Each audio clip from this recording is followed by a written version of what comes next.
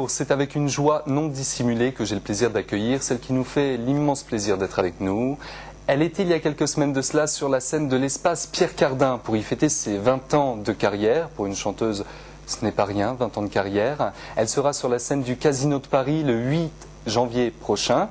Un rendez-vous à ne pas manquer. Il reste d'ailleurs presque plus de place. Courez vite en acheter. Pour en parler, j'ai le plaisir d'accueillir Jeanne Mas. Jeanne, bonjour. Bonjour. Merci d'avoir accepté notre invitation. Alors, comme je le disais dans cette introduction, 20 ans de carrière pour une artiste, ce n'est pas rien. Quel regard as-tu sur ces 20 ans passés ? Je trouve que c'est passé très vite. On ne se rend pas compte en fait du temps qui passe. On essaie de vivre chaque jour au présent et c'est vrai que sans mon fan club, je n'aurais jamais vu ces années. Je n'aurais jamais vu que ça faisait déjà 20 ans. Parce que c'est eux en fait qui t'ont dit qu'est-ce que tu vas faire pour tes 20 ans de carrière. Tout à fait. Bon, il faut que tu fasses quelque chose de différent et je me suis dit 20 ans de carrière et... Déjà ? 20 ans et en fait c'est vrai 84 2004 donc pour fêter pour ces 20 ans je suis partie en tournée cet été. On a atterri à l'espace Pierre Cardin et on fait encore un soir exceptionnel au Casino de Paris. Alors cette soirée à l'espace Pierre Cardin s'est tellement bien passée qu'il y a même des gens qui sont restés dehors. Oui, parce que bon, on avait pris une petite salle juste histoire de fêter un anniversaire et puis en fait, c'était pas une petite salle, c'est une très belle salle et c'était à la demande de Monsieur Cardin, donc qui a souhaité que je fête mes 20 ans chez lui et j'ai trouvé ça, c'est un grand seigneur, donc je le remercie beaucoup et c'est vrai qu'il y avait encore du monde et puis qu'on n'avait pas suffisamment, on en voulait encore en fait et donc on s'est dit allez, on refait un soir et c'est au Casino de Paris. Alors donc c'est le dernier concert, enfin non pas que tu feras, ça j'en suis persuadé, mais dernier rendez-vous qui correspond à cet anniversaire en fait. Tout à fait, c'est le dernier, oui, puis bon je pense que c'est aussi le dernier concert vraiment parisien où je reprends toujours ces 20 ans, c'est bon. Et alors qu'est-ce qu'on va y retrouver? Est-ce qu'on peut avoir quelques petits secrets de cette soirée? En fait je vais, en dehors des tubes, ce qui est normal parce que toute première fois en rouge et noir, Johnny, Cœur en stéréo, Sauvez-moi, l'enfant sont incontournables. C'est vrai que cette fois-ci, j'ai sélectionné des chansons que je n'avais jamais faites sur scène. D'accord. Que tu avais l'habitude de chanter en studio pour tes albums, tes disques. Oui, voilà, mais jamais fait sur scène, ni cet été, ni à l'espace Cardin. Alors, au cours de ces 20 ans de carrière, tu as rencontré beaucoup de gens, ton public d'une part, mais aussi des gens avec qui tu as collaboré. Je parlais de Daniel Balavoine. Il a beaucoup compté pour toi. Il t'a permis de faire l'Olympia. Il t'a permis de remporter 2 victoires de la musique, dont une pour la meilleure interprète féminine. Alors je ne sais pas si c'est grâce à Daniel que j'ai eu tout ça, mais je crois que son cadeau était beaucoup plus grand. Parce qu'en fait, lorsque j'ai demandé à Daniel de travailler avec moi, donc de réaliser 2 chansons dans mon premier album, il a d'abord demandé pourquoi. Et donc il a fallu que je lui explique que je savais pas trop, mais que je voulais que ça se passe parce que c'est vrai que j'avais craqué sur le tempérament du type, sur cette personnalité très très forte qu'il avait et j'aime les gens différents et il était différent. Voilà, et donc il a accepté très gentiment mais surtout il m'a apporté énormément d'assurance. Je crois que sans lui je ne serais pas devenue celle que je suis devenue. Vous avez collaboré sur 2 titres, Au Mama. Alors, cet homme qui a apporté son savoir-faire, mais aussi sa personnalité, parce que j'ai remarqué en préparant cette interview, en lisant un petit peu tout ce que je pouvais voir sur toi, que tu étais très très sensible et que tu aimais bien parler, tu aimais bien aller à la rencontre des gens. Qu'est-ce qui t'a apporté? Le côté humain de Daniel Balavoine, ça correspondait à quoi? Daniel était un homme qui ne faisait pas ce métier pour lui, il le faisait pour les autres. Je crois que ce qu'il donnait, il le donnait avec une telle générosité qu'on ne pouvait pas rester indifférent. Si on lit les textes de Daniel, il ne parle que de souffrance, mais voilà, je crois que c'est quelqu'un qui s'investissait. D'ailleurs, il a fini sa vie en voulant s'investir pour les autres. Et moi, ce qu'il m'a apporté, comment dire, personne jusque-là ne me l'avait apporté, donc c'est vrai qu'il garde une énorme place dans ma vie, dans mon cœur, et voilà. Et j'imagine que sa disparition t'affecte davantage. Ben, c'est-à-dire qu'on se sent orpheline lorsque d'un seul coup on perd son Pygmalion, voilà, et c'était très douloureux. En fait, ça l'est toujours, mais ça fait partie de mon jardin secret, donc je crois que, bon, par respect pour tous ceux qui l'entourent et qui font partie de sa famille, c'est des choses que je dois garder pour moi. Tout à fait. Et je ne te demanderai pas d'en dévoiler davantage.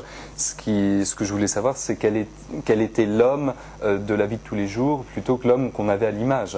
Oui. Cet homme qui était battant, qui en voulait, comme tu le disais, de par ses chansons, exprimer des Oui, mais choses. d'une grande générosité. En plus, c'était quelqu'un qui me faisait rire énormément et qui avait un regard sur le monde. Je me souviens de l'Éthiopie, quand on est allé faire ce grand concert. Il était tellement convaincu qu'il pouvait sauver le monde, et alors que moi pas du tout. Je pense qu'on peut l'améliorer, mais le sauver c'est un petit peu difficile. Mais c'est pour ça il était tellement lui et Michel Berger. J'ai eu cette chance de pouvoir chanter Message personnel avec eux deux, et quand c'était très fort. Je crois que j'ai vécu des moments tellement forts dans ma vie, et c'est pour ça que je remercie le bon Dieu, s'il y en a un, de m'avoir donné cette chance, et surtout de m'avoir fait rencontrer un mec comme lui. Ces deux hommes-là, Michel Berger et Daniel Balavoine. Ouais, c'était vraiment des gens bien, mais vraiment bien. Voilà. Alors, tu as été la première artiste à remplir une salle immense, donc 4 soirs consécutifs. Ça représente 60 000 fans, 60 000 personnes. C'était Bercy, je crois, et le Palais des Sports. Hein. Il y a le Palais des Sports, j'ai fait 4 soirs, je crois, 4 ou 5, je ne sais plus. Et Bercy, j'ai fait 3 soirs. Ça, et je me souviens des 3 parce que je sais que Madonna en a fait 3. Et que quand j'étais voir Madonna et que j'ai vu tout ce monde, j'ai demandé, mais est-ce que moi aussi, il y avait autant de monde? Et on m'a dit oui. Et je me suis dit, mais mon Dieu, mais j'ai une chance inouïe qu'il y ait eu autant de monde qui a acheté un ticket pour venir me voir. Je comprends qu'on aille voir Madonna, mais j'ai du mal à prendre du recul sur moi-même. Donc, pourquoi on est venu voir Jeanne Masse? C'est incroyable, mais j'espère que j'ai été à la hauteur, quoi, de ce que les gens attendaient. Tu as été à la hauteur parce que encore au jour d'aujourd'hui, les gens se pressent pour venir te voir. C'est une récompense du public. Est-ce que tu te rendais compte du moment où tu chantais? Parce que bon, j'imagine pour un artiste, on se trouve dans une atmosphère assez spéciale. Quand on va monter sur scène, on est concentré, on rentre un peu dans un personnage. Est-ce que tu te rendais compte de tous ces gens qui étaient là Non, en fait, je n'ai jamais eu vraiment conscience le succès, c'est quelque chose qui vous enferme dans une bulle et vous n'existez plus, vous existez juste, je veux dire, même on n'existe que rien du tout, quoi. T'es projeté là, on te ballotte d'un endroit à l'autre, et tu ne réalises pas déjà la chance que tu as. Deuxièmement, parce que tout va trop vite. Deuxièmement, tu ne regardes jamais les gens qui sont devant toi. Et je me souviens d'avoir fait donc ce casino de Paris en 93, je crois que c'était, ou non, 89. C'était en 89, et je me suis dit, bon là j'arrête, je vais dire au revoir et tout. Et le 3e soir, lorsque le rideau s'est levé, la scène était recouverte de roses. Et j'ai pris un choc, et j'ai une très très forte émotion. Et à ce moment-là, j'ai regardé tous les gens qui étaient devant moi, et j'ai vu qu'il y avait des visages, et je me suis dit, c'est là que j'ai réalisé vraiment la chance que j'avais. C'est au moment où je voulais partir, et je me suis dit, j'ai pas le droit. Et même si par la suite ça a été très difficile, j'ai toujours retrouvé ces gens-là sur mon chemin. Ils ont été là, ils m'ont donné la force de continuer, et surtout l'envie de continuer, parce que je ne le faisais pas pour moi, mais je le faisais pour eux. Tu es quelqu'un qui donne beaucoup. Sur scène, on le voit, tu es tout le temps proche de ton public. Et comment t'expliques que certains artistes font leur show et s'en vont? Je sais pas, mais je m'en fous. Moi, ce qui m'importe, c'est d'être entière. C'est voilà, d'être moi. J'ai compris que la relation avec mon public, ou avec le public qui est là, est très importante pour moi. J'ai besoin de les entendre, j'ai besoin de les faire rire, j'ai besoin de communiquer avec eux. Et pour moi, c'est essentiel, franchement, de venir chanter mon répertoire, me faire plaisir. Ça ne m'intéresse vraiment plus. Si je n'ai pas cette relation humaine avec les gens, c'est voilà. Pour moi, je n'ai pas bien bien fait mon travail. Donc les gens, lorsque les gens t'arrêtent dans la rue, qu'ils te reconnaissent, tu prends le temps, si tu n'es pas pressé bien sûr, de discuter avec eux, s'ils te disent « Oh, j'aimerais vous parler 2 minutes, vous dire combien j'aime votre répertoire, combien je vous aime ». Mais c'est vrai que ce qui était très drôle dans les années 80, c'est que les gens me faisaient salut Jeanne, salut Jeanne ». Et je me disais, c'est incroyable, ils me connaissent. Alors que moi, je ne les connaissais pas. Jusqu'au moment où tu comprends qu'en fait, quand tu fais de la télé, tu rentres directement chez les gens. Et donc, c'est pour ça que les gens se connaissent et ils ont cette familiarité avec toi. Et donc, à ce moment-là, je me suis dit, eh bien, moi, je leur suis énormément reconnaissante quand même. Je veux dire, je suis devenue Jeanne Mas grâce à eux. Donc, mon devoir, et c'est de les saluer, d'être sympa. Les gens qui me font coucou comme ça en voiture, je leur fais coucou aussi. Et c'est rien, mais c'est un sourire. Je trouve que c'est tellement essentiel, surtout si c'est des gens qui m'ont apprécié. Je trouve que c'est la moindre des choses. Qui sont sincères. Mais oui, parce qu'ils sont contents en plus de te voir. Hein. Donc voilà. Les gens viennent pas jusqu'à chez toi quand même. Avant, ça se passait comme ça. Puis bon, j'ai grondé très fort les fans qui avaient osé faire ça parce qu'il faut pas toucher à ma vie privée. Et depuis, on me fout la paix. Parce que j'ai des enfants, parce que surtout quand ils étaient petits, ils avaient peur. Je me souviens d'une fois où en accompagnant mes enfants à l'école qui était à 1, comme ça, derrière l'arrêt de bus, je vois une masse de gens habillés en noir comme ça et qui se cachent. Et en fait, c'était les fans. Et puis j'ai accompagné ma fille et puis après j'ai été les voir et je leur ai dit plus jamais. Et ça ne s'est plus jamais reproduit. Comment ça se passe la vie de Jeanne Mas avec ses enfants? Parce que c'est pas facile d'avoir une maman célèbre. Écoute, moi j'essaie d'être le plus maman possible, donc c'est vrai que le matin je me lève comme toutes les autres mamans, j'accompagne mes enfants à l'école, au collège maintenant, puisque Christopher va plus du tout au primaire, donc bon le soir je reste avec eux, je suis quand même très très très présente, et d'ailleurs c'est ce qui étonne beaucoup les directrices d'école qui me disent mais c'est incroyable avec le métier que vous faites, vous arrivez quand même, parce que à rester avec mes enfants pour moi c'est primordial. Si je passe une journée sans les voir, c'est terrible. En même temps, c'est vrai que bon, je fais pas un métier régulier, donc j'ai pas les horaires comme tout le monde où je rentre, voilà, sur des créneaux comme ça. Et puis ils mènent une vie totalement différente sur moi aussi, parce que bon, ils vivent avec beaucoup d'ambiance, dans des ambiances de musiciens, dans des studios d'enregistrement. On a fait des tournages à la maison avec des potes homo qui arrivaient, bon, qui étaient avec David qui se mettait du vernis aux ongles et mon fils qui était en train de déjeuner parce qu'il restait pas à la cantine et il avait un mec en... C'était drôle quand on tournait à un moment, j'ai fait des sketchs comme ça, ils avec les parfaites et donc bon bah David était en slip en train de se mettre du vernis à ongles avec les fossiles et ma mère a fait quand elle l'a vu, mais mon fils il était tout tranquille, il déjeunait et voilà, il est parti. Et des fois je me disais mais c'est incroyable que mes enfants ils arrivent quand même à vivre des choses extraordinaires qui font rêver tous les autres enfants, ceux qui ne rêvent pas de partir en tournée avec des musiciens et tout ça. Ton fils t'a suivi cet été sur les routes de France? Ah ouais. Mon fils est très fier d'avoir une maman célèbre. Hein, quand il était petit, c'était oh, dis-donc, ma maman c'est Jeanne Mas. Ah, évidemment, après il s'en prend plein la tête parce que les copains, ta maman de toute façon elle chante mal et tout ça. Et alors il vient et puis il se met à pleurer et tout. Mais je lui dis mais non, tu vois pas, c'est de la jalousie, c'est tout. Donc puis c'est pas vrai que je chante mal. Qu'est-ce qu'il a dit ton copain? Attends, je vais aller le voir. Tiens, dis-lui qu'on vend mon disque. Non, mais là maintenant ça se passe très bien. En plus, moi j'ai une relation. Par exemple, l'année dernière, tu vois, mon fils donc finissait le primaire et donc je me suis occupée de la chorale, donc de tous les enfants. Ouais. Et alors il y avait des garçons, des petits gars. Il est dans une école que de garçons et qui étaient tombés amoureux de moi. Et cette fois, il était fier que sa maman soit différente parce que sa maman elle mettait de jolies robes. J'essaie toujours d'être féminine, jamais je me laisse vraiment aller. Donc c'est vrai que t'as toujours des tenues. On va parler de ton look après. Ouais, mais même quand je suis maman, quoi, tu vois, j'aime pas du tout me laisser le jogging, c'est le matin, le temps de faire de sport. Après, je veux que mon fils soit fier de sa maman, donc c'est vrai que là, ses copains étaient tombés amoureux et donc ils étaient tout fiers et tout. Alors j'étais fière aussi, tu vois, parce que bon.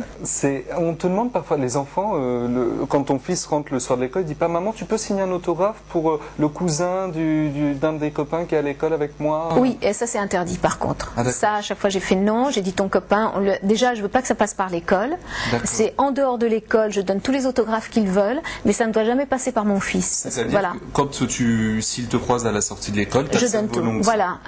Moi je les garde, je leur mets dans des enveloppes et quand ils sortent de l'école, je leur donne. Mais jamais à l'école et je ne les donne jamais à mon fils parce que mon fils ne doit pas être, doit pas être le représentant de sa mère. C'est pas ton attaché de presse. Non, voilà. Et surtout, je veux que Christopher reste Christopher. Donc, ça se passe uniquement comme ça. Mais mon fils, quand il rentre à la maison, il ne me demande pas des autographes, il me demande qu'est-ce qu'on mange. Ah, d'accord. Il aime bien et tu fais de la bonne cuisine. C'est pas ça, c'est que c'est un macho. D'accord, très bien. Il prend pour sa bonne, pas pour une artiste. On va le garder ça quand même, Jeanne. Alors, on parlait de ton look il y a quelques instants. On s'est déjà vu il y a 15 jours de cela pour préparer l'émission. Tu changes de look, alors je vais pas te faire de mauvais jeu de mots. Bon, là on est assis sur des fauteuils rouges. Ah oui, c'est vrai, tiens, je ne m'ai pas remarqué. Ouais. Certes, on a dû te le faire plein de fois. Ouais, t'as toujours des tenues qui sont assez, on va pas dire excentriques parce que c'est quand même, mais dans les années 80, Jeanne, quand même. Tes tenues choquaient les gens, ils disaient mais les cheveux rouges, bon là t'es blonde. Le look est très important, ce qui est important pour moi, c'est l'image que je donne en tant qu'artiste. Je crois qu'une artiste est là pour faire rêver et pour donner toujours une image positive. Il y a suffisamment d'horreur dans le monde, l'artistique est là pour ça, pour amener du rêve. Je ne supporterai pas que les gens me voient défaite, complètement fatiguée ou des choses comme ça. Mon devoir, c'est de donner toujours une image. Voilà, une belle image. Donc, vestimentaire ou quoi que ce soit. Je suis très américaine là-dessus aussi. Tu vois, les actrices américaines, comme les artistes, comme les filles, elles sont toujours bien habillées. Elles font très attention à ce qu'elles vont mettre. Ce qui est dommage d'ailleurs, peut-être un peu, si je peux me permettre une petite critique sur les actrices françaises, qui ont ce côté, je me laisse aller, j'arrive toujours sur les plateaux sans maquillage et tout, quel dommage.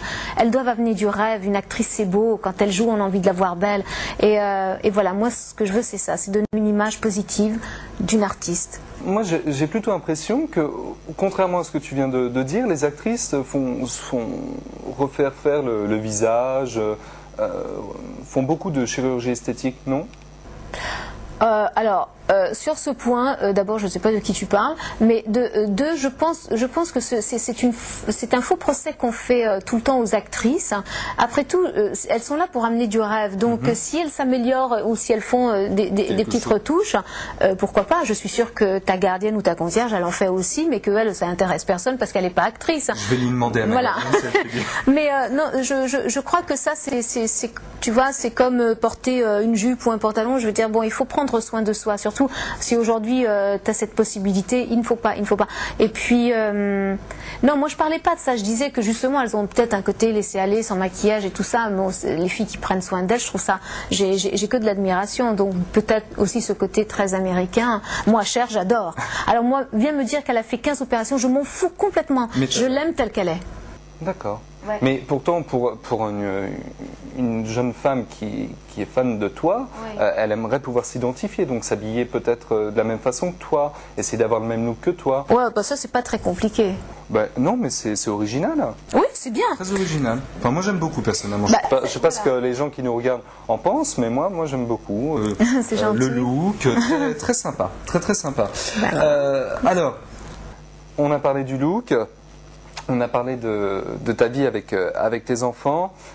Côté artistique, on va plus revenir par là. Il y a un best-of qui vient de sortir, je le montre à la caméra. Ce best-of où l'on retrouve donc plein de tubes, on va dire. La plupart des tubes, il y en a un qui me manque quand même, c'est l'enfant. Ah, ils l'ont pas mis ? Ils l'ont pas mis, non. Regarde, je t'en prie. Ah, bah oui, parce qu'ils ont mis Bébé Rock. Oui. Ah ouais, ils n'ont pas mis l'enfant. Bah ça m'a échappé. Mais par contre, il y a quelque chose d'assez exceptionnel. Quelque chose pour lequel tu étais totalement contre au départ, c'est de remixer une chanson. Ouais. Alors, au départ, tu voulais pas, et là, du jour au lendemain, je ne sais pas comment ça s'est passé, tu vas nous expliquer, tu as accepté de remixer toute première fois. Comment ça s'est passé ? Parce que j'ai écouté le remix et que j'ai trouvé ça bien. Si j'avais pas trouvé ça bien, on l'aurait pas fait. Donc c'est une idée de Yemai. Lorsqu'ils m'ont soumis l'idée, j'ai dit bon, moi je veux juste écouter. Et lorsque j'ai écouté, je me suis dit bah oui, en effet c'est bien. Et puis après on m'a dit bah tiens, ça passe sur FG. Et bon bah là je me suis dit ils ont eu raison. À partir du moment, ça veut dire que ça plaît et que les gens attendaient ça.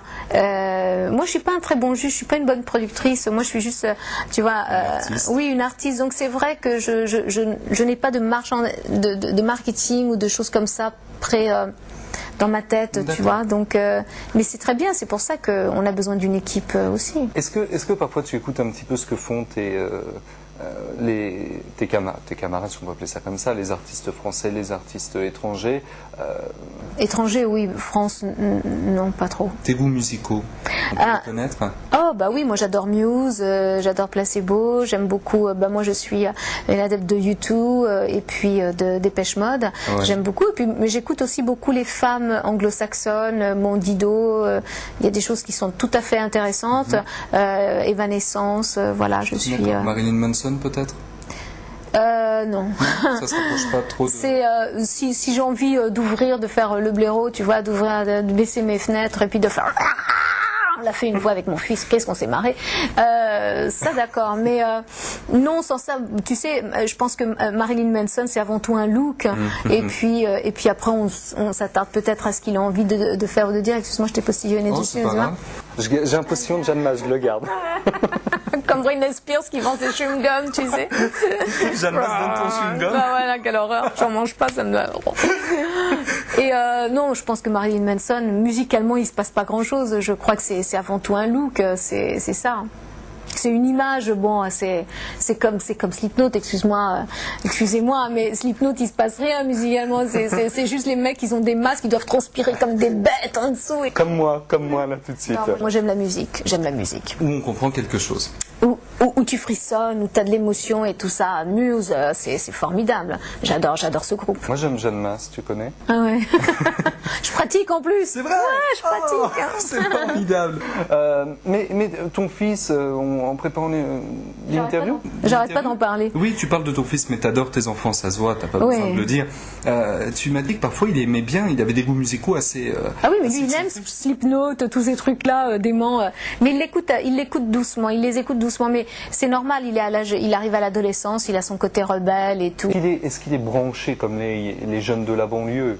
Non mais t'es fou quoi. Non, pas du tout. C'est quelque chose pendant que tu un moment, supportes pas. Non ouais, voilà. Pendant un moment, il aimait Jarul. Jarul avec la grosse voix comme ça, j'aimais Jarul. Ça, vraiment Jarul, j'avais du mal. Hein.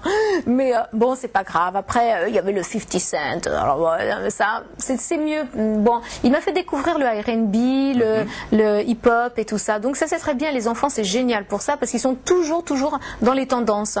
Et non, par contre, je prends l'accent. Ça marche tu pas. Veux pas. Ah non, ça j'en veux pas. T'acceptes tous tes enfants sauf un comportement qui serait le contraire de ce que moi je veux leur inculquer et de ce qu'on est réellement. Moi je pense que tout passe avant tout par une bonne éducation, par un respect, par la gentillesse, par la courtoisie, qui se perd de plus en plus en France, dommage. Mais bon, si on n'éduque pas nos enfants dans ce sens-là, si on les laisse déraper, eh bien déjà ils vont plus avoir de repères, donc ils vont être plantés, et puis c'est surtout on fout en l'air notre société. Donc non, je suis totalement pour l'éducation classique. D'accord, très bien. Tu as tout à fait raison. Alors, on a parlé de la chanteuse, on a parlé de la maman. Si on parlait de la comédienne. Ah, j'ai eu peur, je crois que tu voulais parler de mes mecs. Ah là là, ah non, ça, je me permettrais pas. Pour être honnête, je me suis posé la question. Je vais pas te... Je plaisante. Je vais pas te cacher, mais ça ne me regarde pas et je n'empiéterai pas sur ta vie privée. Cela ne nous regarde pas. Alors, on a parlé donc de la oh là là. Non, on va parler de la comédienne. On va parler de la comédienne, c'est ça. Et ça, on va le garder parce que c'est vraiment très très important. On t'a vu dans l'Instit, voilà, dans Malone. Alors, moi, j'ai relevé quelques adjectifs qualificatifs de journalistes qui ont mis Jeanne Mas est parfaite, délicate et sincère. C'est gentil. Mais ça te suit partout, t'es tout le temps comme ça. Non, c'est sympa. Non, j'ai eu de la chance d'avoir ces 2 beaux rôles. Maintenant, bon, j'aimerais bien qu'on m'en propose d'autres. Mais pourquoi les chaînes ne veulent pas forcément te proposer, puisque tu as fait tes preuves déjà? Oui, donc... mais parce que c'est une mentalité. Je crois que c'est l'artiste chanson années 80 et tout ça. Il faut, tu sais, la France est très très lente à changer, à évoluer, à accepter les changements et tout ça. Donc déjà, il faut trouver des réalisateurs qui ont le culot de dire non, elle est faite pour ça, et puis après convaincre la chaîne. Mais moi j'ai toujours fait mes castings, je n'ai jamais été prise parce que j'étais Jeanne Masse, mais parce que j'étais j'avais réussi le casting, parce que j'avais mon bout d'essai. Donc ça c'est important. C'est vrai que il faut juste changer un petit peu cette angoisse des chaînes de ne pas amener une vraie actrice mais juste une artiste de la chanson. Mais je crois que c'est erroné comme mentalité, quoi. J'imagine que les gens t'attendent davantage au tournant en se disant lors d'un casting, puisque tu passes les castings comme tout le monde, en se disant là c'est Jeanne Masse qu'on reçoit, voilà, elle a l'habitude de la scène, elle sait s'exprimer. T'as pas un peu peur de ça, parce que t'es quand même censé connaître le métier? Oui, mais le métier de comédienne est un petit peu différent. Moi, je suis plus dans le théâtre, dans la scène, donc on ne joue pas du tout de la même façon. Il faut retenir un petit peu plus sa façon de jouer. Et c'est vrai que moi, je suis très scénique, je suis très les bras comme ça et tout. Je me souviens des chorégraphies dans Rouge et Noir, c'était des trucs vraiment très... Mais même encore aujourd'hui, même quand je m'exprime, je suis très italienne là-dessus. Donc, Possiamo parlare in italiano? Si. Va, come vuoi. On va mettre les sous-titres. Hein. Non, je disais tout simplement à Jeanne qu'on pouvait parler en italien et elle me répondait que ça lui faisait plaisir. Ça doit te rappeler beaucoup de souvenirs. Oui, j'aime beaucoup l'italien, tout à fait. Mais j'adore les Italiens, j'adore l'Italie. C'est un peuple qui a énormément compté dans ma vie et un pays qui a énormément compté dans ma vie, puisque j'ai fait tous mes débuts là-bas, j'ai trouvé mes premiers amis, vraiment des gens qui m'ont soutenu. Donc j'aurai toujours un profond respect pour ces gens-là. Oui, puis même dès que j'en vois un qui parle italien, c'est plus fort que moi. Moi j'aime deux. Piacere che possiamo parlare in italiano. Sì, ma subito, io mi metto subito a parlare con lui. Sì. Ah là là. En tout cas, c'est un grand plaisir de t'avoir avec moi. Je te le dis sincèrement. On parlait théâtre, on va pas trop s'en égarer, puisque je me suis laissé entendre dire, et je vais vérifier cette information tout de suite. T'as prévu de monter sur scène prochainement pour faire du théâtre? Des pièces théâtrales, oui, mais musicales, musique-théâtre. C'est c'est un petit mélange des deux. Bon, avant d'arriver peut-être au théâtre tout court, hein, mais je crois que la musique est tellement essentielle dans tout que c'est impossible de s'en passer. Donc j'essaie de trouver de bonnes idées pour pouvoir faire du spectacle. Je crois que si je mets un petit peu de côté la réalisation de mes albums aujourd'hui, c'est pour me dédier à 100% à la partie artistique spectaculaire. D'accord. Le spectacle est important, on amène du rêve. Et alors, justement, tu parlais des gens qui te soutenaient, des gens qui t'entourent. Il y a Jean Bouquin, le directeur, puisque tu l'as cité quand on a préparé cette émission. Jean Bouquin pour qui tu as une Il y a eu Pierre Cardin, d'abord, qui m'a gentiment ouvert les portes de sa salle. Et puis Jean Bouquin, qui me soutient également dans l'un de mes projets. Et le directeur du Casino de Paris également. Oui, le directeur du Casino de Paris, toute l'équipe du Casino de Paris. Donc c'est vrai que, dans les années 80, j'avais sûrement beaucoup plus de moyens. J'avais une maison de disques, une grosse maison de disques derrière moi. J'avais des producteurs, j'avais des gens qui investissaient sur moi. Aujourd'hui, je n'ai plus tout ça. Mais aujourd'hui, j'ai des gens qui me soutiennent. Et c'est beaucoup plus fort pour moi parce que j'ai vraiment l'impression que j'ai des amis, des gens qui ont envie que je revienne, des gens qui m'ont admiré, qui se disent mais tout n'est pas fini, il faut que cette femme... Et ça, pour moi, c'est le plus grand des cadeaux. C'est pas du fric. On peut monter des spectacles avec peu de moyens et c'est vrai que vous verrez au Casino de Paris, tout le monde y a mis du sien et ça va être un très très beau show parce que ça va être un show humain. D'accord, très bien.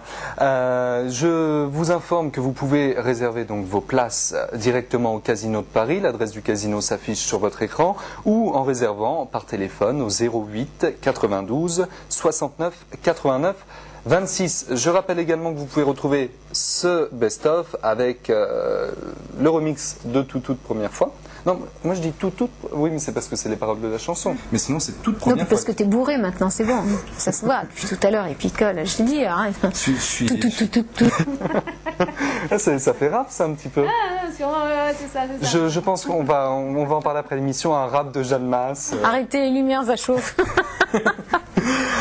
Jeanne, merci infiniment. Non, merci de ta gentillesse. On sera au rendez-vous pour venir applaudir au Casino de Paris. Il reste vraiment très peu de place, donc je vous invite, vous qui nous regardez, à aller d'ores et déjà, là, tout de suite, là, une fois que vous éteignez votre écran, eh bien, d'aller acheter les dernières places qu'il reste pour aller applaudir Jeanne au Casino de Paris le 8 janvier prochain. Jeanne. Faut pas uniquement m'applaudir, mais au moins prendre du plaisir, j'espère. Mais on viendra manifester. S'ils applaudissent, c'est qu'ils sont contents. Voilà, on viendra manifester ce plaisir en venant t'applaudir. Parce que je crois qu'il y en a qui ne gênent pas quand même pour crier « Jeanne, on t'aime !» Non, ils sont mignons.